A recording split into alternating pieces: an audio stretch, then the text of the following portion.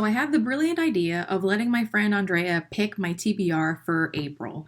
TBR, if you don't know what it is a to be read pile, or the list of books that you plan to read within a certain amount of time. I watched a video on YouTube where the channel Stringbean Books lets a friend of theirs pick the books that they're going to be reading. I texted Andrea. I said, "Hey, do you want to do this?" She said, "Okay." And so these are our kind of like parameters. They need to be books that I haven't read. They need to be either books that I might already have but haven't read, which are rare, but books that I can get from the library and that are, ready to be lent to me. Not that I'm going to be on like the waiting list for weeks and weeks and weeks, and then April passes by and then this is no longer April TBR. So what I had Andrea do was record herself telling me what the books are, and her reasoning. This is the first time I'm going to watch it, so this is going to be like my my live reaction.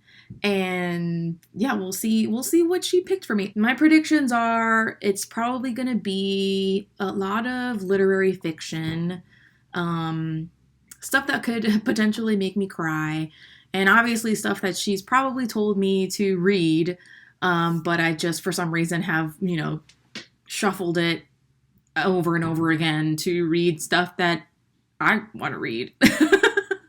So, without any further ado, let's see what she picked for me. Hi, Kris. This is Andrea. I don't know why I'm introducing myself. Well, you're putting this on the internet, right? So, hello, internet. This is Andrea, and I am here to pick 3 books for Kris's TBR. So, Kris, you ready to hear what they are?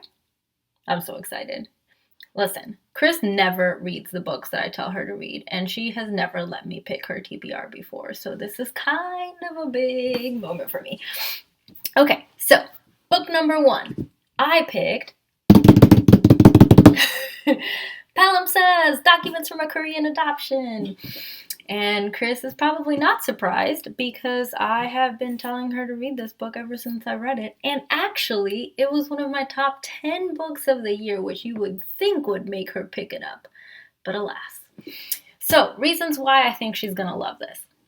1, because it is full of documents, as it says in the title, letters, emails, scanned files, and internet, you may not know this, but Kris is currently working on a secret writing project that involves documents.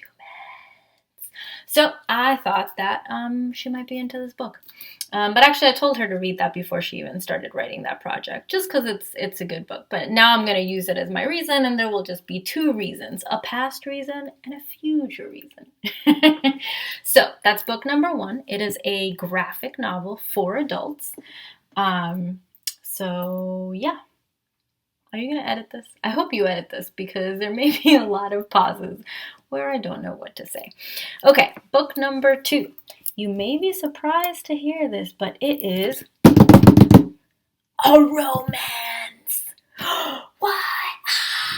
Yes, it is a romance. Actually, the first romance I ever bought on my own. Like, not because you told me to buy it or you told me to read it or book club like made me do it, but actually my first Andrea romance. It is by Talia Hibbert. So you may already know what it is because guess what, internet? I told her to read it and she bought the book because it was only 99 cents. But where is it? In the infinite list of her TBR, where books go to die. So Kris, pull that book up from your TBR, where I know it is, sitting in your Kindle, and read Mating the Huntress. Yes, it is a werewolf book. And yes, it is the best werewolf book I have ever read. I know we've read 2 werewolf books with our romance book club, but this one is better than both of those. And it's a novella, so it's such a short read. I honestly don't know why you haven't read it yet. It's going to take you like one afternoon at work, and you're going to love it. So you're welcome. And then book number 3 is another genre I'm just recommending across genres today. Book number 3 is A Lat's Away. Oh, I didn't do the drum roll. Okay, delete that.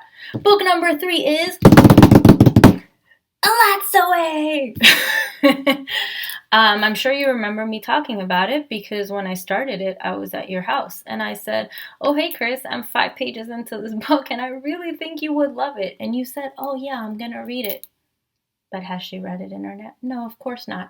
It is a YA and it is by an Indigenous author and it has like a ghost dog and ancestor stories and monsters.